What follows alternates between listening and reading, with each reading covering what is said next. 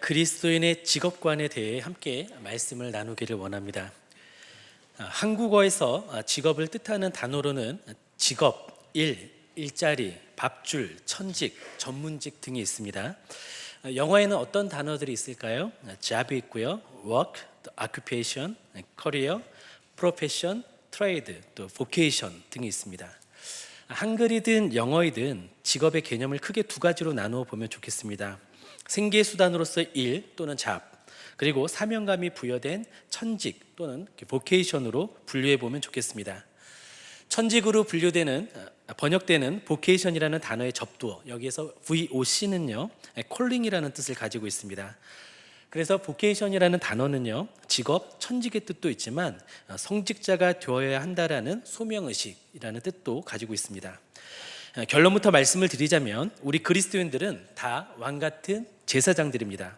우리는 밥벌이로서의 직업의식이 아니라 하나님께서 그 직장으로 나를 부르셨다라는 소명의식을 가지고 직장 생활을 해야 한다라는 것이죠. 지난번에는 우리가 사도행전을 함께 살펴보면서 은사의 목적에 대해 정의해 보았습니다.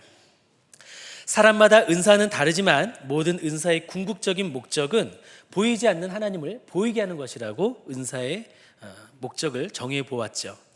은사의 연장선상에서 직업의 궁극적인 목적을 정의한다면 무엇일까요? 모든 직업의 궁극적인 목적은 직장을 통해 만나는 영혼들에게 복음을 전하고 그 영혼들이 하나님께 영광을 돌리게 하는 예배자가 되게 하는 것, 이것이 직장의 또 직업의 궁극적인 목적이 되어야 할 것입니다. 그렇다고 해서 업무에 소홀히 하고 종교 활동만 하라는 이야기는 아닙니다.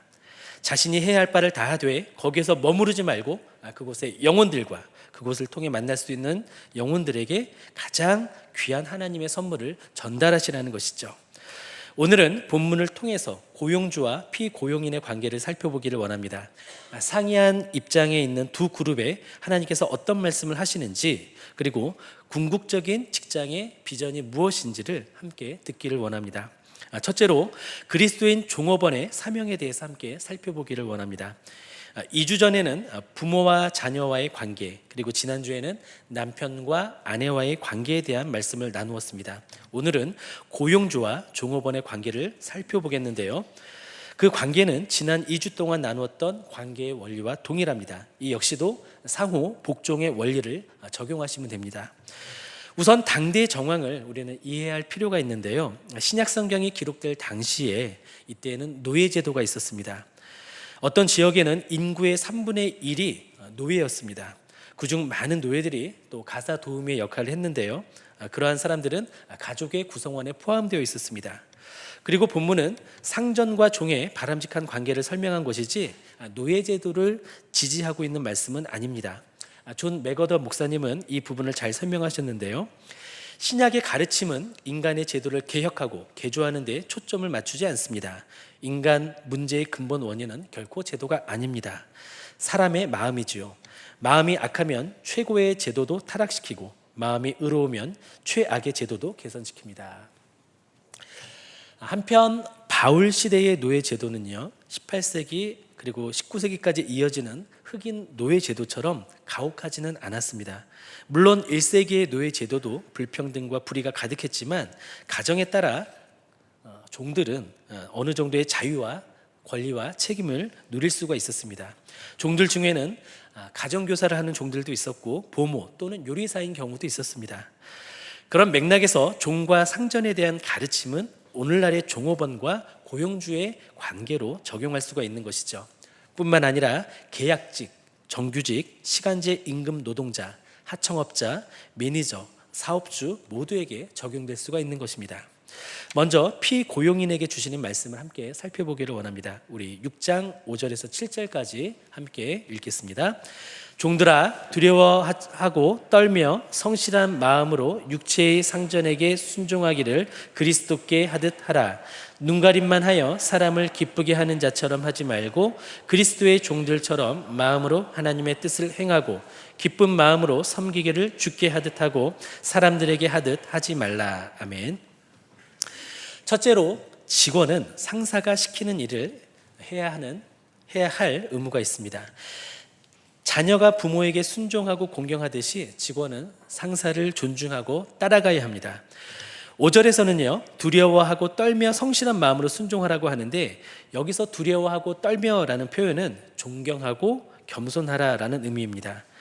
게다가 오늘 본문 말씀은 예수 그리스도께 하듯이 그렇게 주인에게 하라고 명하십니다. 정직하게 자신이 할 수 있는 노력을 다 쏟아내라는 것이죠.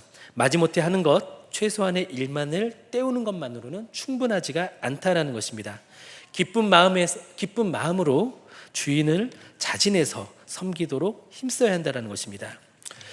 종업원은 맡겨진 일을 존중과 겸손과 정직의 태도로 수행해야 합니다. 이것이 기본입니다. 열심히 일하고 업무에 자신을 쏟아붓고 고용주나 상사를 존중해야 합니다. 그런데 이런 경우도 있죠. 상사나 고용주가 존경받을 만한 자격이 없어 보일 때가 있죠. 또 요구받은 업무가 불필요하거나 잘못 기획된 일일 수도 있죠. 또는 지시받은 일이 무의미해 보이고 좀 불공정해 보일 수도 있죠. 그래도 직원은 순종하고 존중하며 따라야 합니다. 때로는 자신이 계획하고 진행하며 더 잘할 수 있을 것 같은 그런 상황이 될 수도 있습니다. 그래도 답은 같습니다.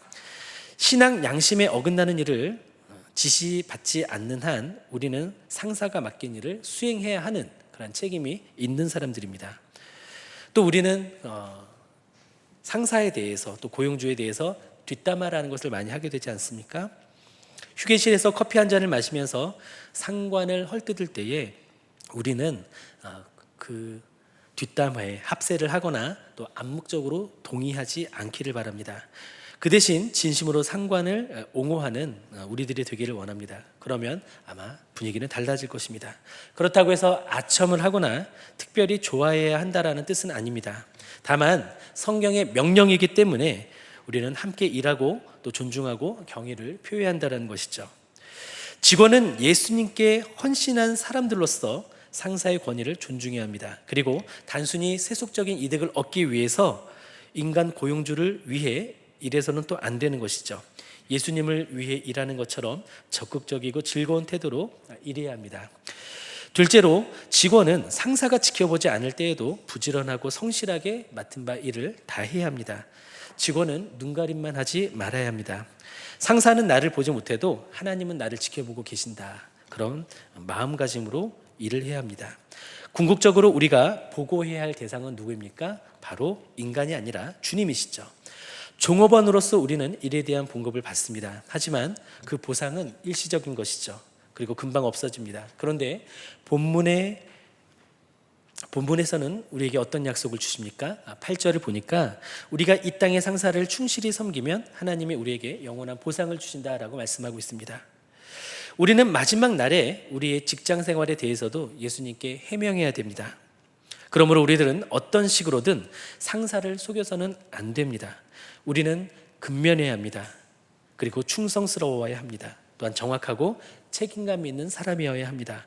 그런 모습으로 직장에 긍정적인 영향을 끼쳐야 합니다. 종업원은 한마디로 상사에 대해서 자신이 맡은 그 소임에 대해서 주님께 하듯 최선을 다해야 합니다. 주님께 충성하고 직장에서도 그런 충성된 모습으로 살아갈 때 우리는 이 세상에서 건강한 그리스도인의 삶을 살아갈 수가 있습니다. 그뿐만 아니라 더 나아가서 그들에게 예수님을 증거할 수 있는 증인의 삶을 살 수 있는 것이죠. 저는 과거에 토목일을 배울 때에 평택의 아파트 단지 공사장에서 부대 토목 공사를 했던 적이 있습니다. 추운 겨울이었는데요. 준공일을 앞두고 있어서 공사를 그대로 강행을 했습니다. 그런데 날씨가 너무 추워지니까 일꾼들이 도망가기 시작했습니다. 저는 그때 조공으로 있었는데 형님뻘 또 아버지뻘 되는 기공분들이 일을 못하겠다라며 다 집으로 돌아가셨습니다. 반장인 친구와 또 저 그리고 직영팀의 일꾼들 몇 분들만 남아 있었습니다. 그러다가 졸지에 저는 중국인 용역을 여럿을 데리고 한 파트를 맡아 일을 하게 되었습니다. 사람이 없어서였기도 했지만 그 며칠 전에 현장 사장님이 저에게 외진 곳에 있는 한 구역에 작업을 맡겼었는데 아무도 보지 않는 그곳에서 맡겨진 일을 다 한 것을 그분이 안 보는 듯 했지만 다 지켜보셨던 것입니다. 그런 계기로 저는 본격적으로 토목 기술을 배울 수가 있었고 잡부를 시작한 지 1년도 되지 않아서 현장 기공이 될 수 있었습니다. 그리고 그 사장님은 나와 함께 일하자라고 저에게 제안을 하셨습니다. 그러면 현장 일뿐만 아니라 사업도 알려주시겠다 이렇게 제안을 하셨습니다. 솔깃한 제안이었죠. 그러나 저는 거절을 했습니다. 저는 당시에 중동 선교를 위해서 기술을 배우는 중이었기 때문에 돈을 버는 것은 저의 방향성과 맞지 않았기 때문에 거절했던 것이죠. 그리고 후에 전기공사 기술자 자격증을 받고 전기 공부를 더 하던 중에 있었습니다. 그때 실습차 지인의 샵에 조명 공사를 맡아서 했던 적이 있었습니다. 큰 대가를 바라지 않고 이틀 정도 거의 밤을 새서 일을 마무리했습니다. 그 모습을 또 누군가 지켜보고 그 건물의 건물주께서 자신의 운영하는 공장을 관리해달라고 또 직원이 되어달라고 부탁을 받았었습니다. 그때 역시 거절을 했습니다. 제가 이런 말씀을 드리는 것은 남이 보지 않는 장소나 시간대에 하나님께 최선을 다하듯 자신이 맡은 바 책임을 다하는 것은 낭비도 아니고 무익한 일도 아니라는 것을 말씀드리고 싶어서입니다.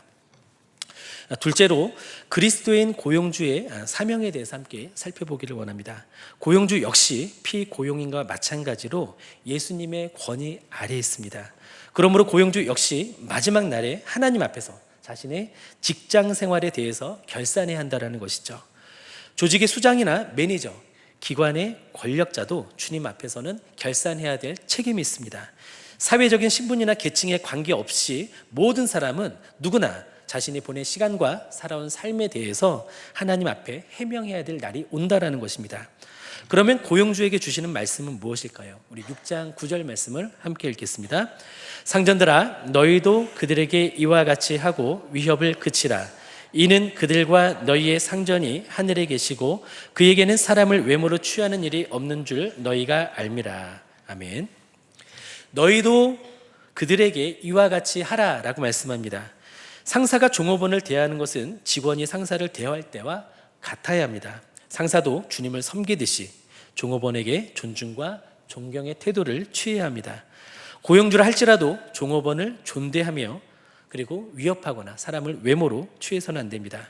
기업의 소유주나 사무실의 매니저도 당연히 그곳에서는 리더이지만 일을 시키고 부리게도 해야 되겠지만 부모처럼 자신의 권위로 남을 지배하는 것이 아니라 존중하면서 양육하듯이 지도하고 힘을 실어줘야 합니다. 종업원을 존중하는 것이 왜 그렇게 중요할까요? 하나님은 사람을 외모로 취하지 않으시기 때문입니다. 다시 말해 고용주든 종업원이든 하나님 보시기에는 대등하고 동등한 인격을 가진 하나님의 사랑받는 자들이기 때문에 그런 것이죠. 그리고 기억해야 할 것은 하나님은 우리를 눈여겨보신다는 것입니다. 뿐만 아니라 세상도 우리를 주시하고 있습니다. 그런데 세상은요, 우리가 주일날 이렇게 나와서 예배드리는 모습을 주시하는 것이 아닙니다. 우리가 평일 오전에 성경 공부를 하는 것을 지켜보지 않습니다. 또 평일 저녁에 목장 예배를 드리는 것을 지켜보지 않습니다. 사람들은 우리 어떤 모습을 지켜봅니까? 우리가 가정에서, 우리가 직장에서 어떻게 살아가고 있는지를 지켜봅니다. 또 우리가 부모님을 어떻게 대하는지, 자녀를 어떻게 기르는지, 또 어떻게 성실한 마음으로 우리가 자신의 주어진 일을 감당하고 있는지를 지켜보는 것입니다. 리더의 입장에서, 고용주의 입장에서 만일 우리가 사력 있고 공정하고 너그러운 상사의 자질을 나타낸다면 이것은 그리스도의 덕을 선전하는 것이 됩니다. 지도자의 위치에 있는 사람들은 예수님의 본을 따라 공정해야 합니다. 편파적이지 않으신 하나님을 따라서 우리도 편파적이어서는 안 됩니다. 그리고 고용주는 임금 문제나 언어 사용 또 평가와 비판을 할 때에도 공정해야 합니다. 남녀노소, 간부와 노동자를 모두를 공정하고 대등하게 대우해야 합니다. 하나님은 공정하신 분이시고 그에 대한 책임을 물으시는 그런 분이시기 때문에 우리는 그런 모습을 본받아야 합니다. 최근에 대기업을 중심으로 MZ세대의 3요주의보가 내려졌다는 기사를 본 적이 있습니다. 과거 기성세대는 상사의 지시가 있으면 군소리 없이 일을 했죠. 그러나 MZ세대는 상사의 지시에 대해 다른 반응을 보인다고 합니다. 상사가 지시를 하면 3요로 반응한다고 합니다. 이걸요? 제가요? 왜요? 이걸 묻는다고 합니다. 그래서 요즘 직장 상사분들은 업무를 지시하는 것이 참 어렵다고 합니다. 그래서 일부 기업의 인사팀에서는 이러한 분위기에 맞춰 임원들을 비롯한 관리자 교육에 3요의 의미와 모범 답안에 대한 자료를 만들기도 했다고 합니다. 사실 기성세대 입장에서 3요는 당황스러운 반응이죠. 그러나 우리는 이것 또한 긍정적으로 바라볼 필요가 있습니다. MZ세대는 책임감이 없는 것이 아니라 그저 더 잘하고 싶어서 더 알고 싶은 것일 수도 있습니다. 그러므로 상사는 업무를 지시할 때는 최대한 자세히 설명할 수 있도록 노력해야 할 것입니다. 아마도 상사는 MZ세대가 이걸요? 라고 반응하면 저것도요? 라고 아마 말하고 싶을 겁니다. 제가요? 라고 할 때 니가요? 라고 말하고 싶을 거죠. 왜요? 라고 말할 때 꼭이요? 라고 아마 꼭 집어서 이야기하고 싶을 것입니다. 그런데 어떻게 하면 좋을까요? 그 대신에 이 일을 왜 해야 하는지, 이 일을 하면 회사에 어떻게 도움이 되는지, 이 일을 왜 당신이 해야 하는지, 이 일을 하는 당신에 대한 기대가 무엇인지, 이 일의 결과치가 무엇인지, 이 일을 언제까지 어떻게 해야 되는지 자세히 설명해 주면 좋을 것 같습니다. 이것도 리더십이고 이것도 실력이라고 생각하시고 그렇게 대화와 또 그런 소통을 시도해 보면 좋을 것 같습니다. 어제 설교를 준비하다가 출판사에서 편집장으로 사역자 일을 하고 있는 목사 친구와 전화 통화를 했습니다. 직장에서의 상사나 교회에서의 담임 목회자의 역할에 대해서 그 친구의 의견이 무엇인지 물어보았습니다. 그 친구가 대답을 하기를 앞선 사람은 따르는 사람에게 중요한 것을 반복하여 설득하되 지겹지 않게 잔소리로 들리지 않게 그렇게 말해야 하는 사람이라고, 그러한 사람인 것 같다라고 대답을 해 주었습니다. 공감이 많이 되었습니다.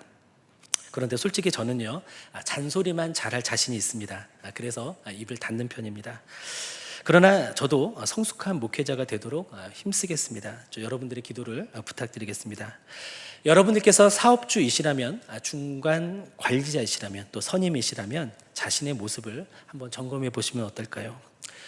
셋째로, 일은 하나님의 계획이라는 것이죠.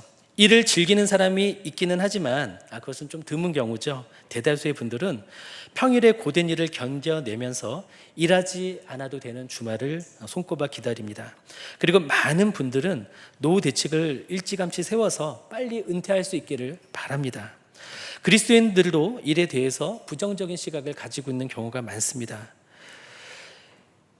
또 에덴 동산에서는 일하지 않아도 됐었는데 타락의 결과로 일하는 고통을 받게 되었다고 그렇게 생각하는 그리스도인들이 많은 것 같습니다.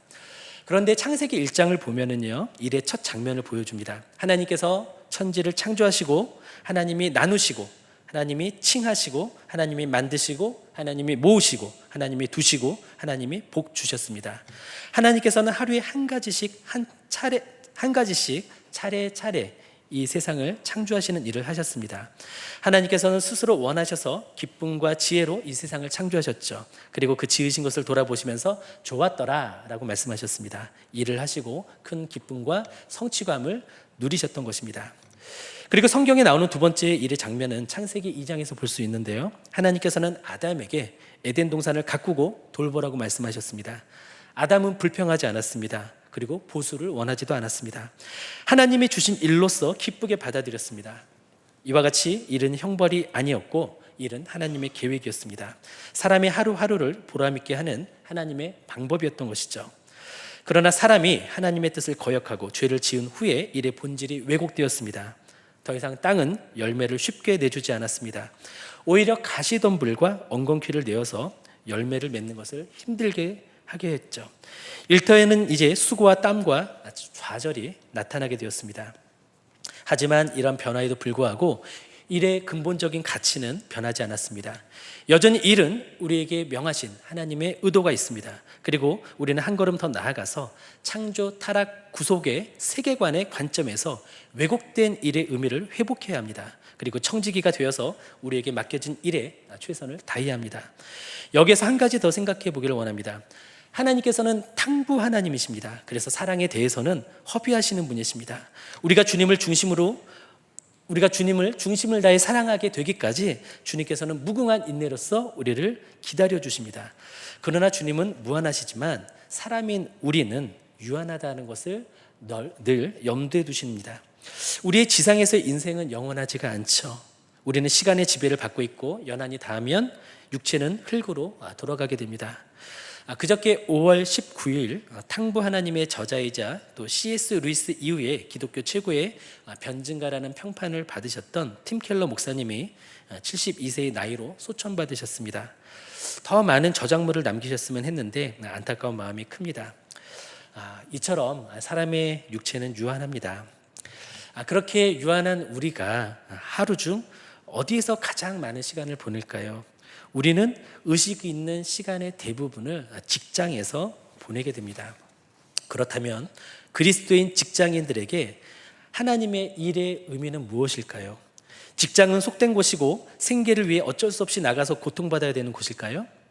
직장인들에게 일이란 퇴근 후나 또는 주말에나 하나님의 일을 생각해 볼 수 있는 그러한 유의 것일까요? 아니면 직장에서 돈을 벌어 그 수입의 일부를 헌금해서 특정한 사람들이 하나님께 헌신하도록 하는 것이 바로 직장인들이 갖는 하나님의 일에 대한 개념일까요?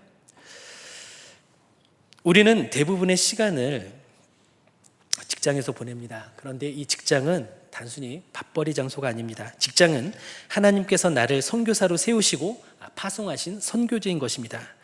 우리는 우리가 맡은 일을 직장에서 최선을 다해서 감당해야 합니다. 그리고 거기에서 멈추면 안 됩니다. 업무 그 너머에 있는 가치와 비전을 가지고 그곳의 영혼들을 주님께로 이끌 수 있도록 해야 합니다. 그곳을 거점으로 복음을 확산시킬 수 있도록 우리는 노력해야 합니다. 하나님의 통치권과 영향력을 그곳에서도 우리는 나타내야 합니다. 저는 목수로서 목사의 일을 합니다 라고 말했던 어떤 그리스도인의 고백처럼 우리의 직업은 부업이 되고 우리의 본업은 전도자요 선교사가 되어야 한다는 것이죠.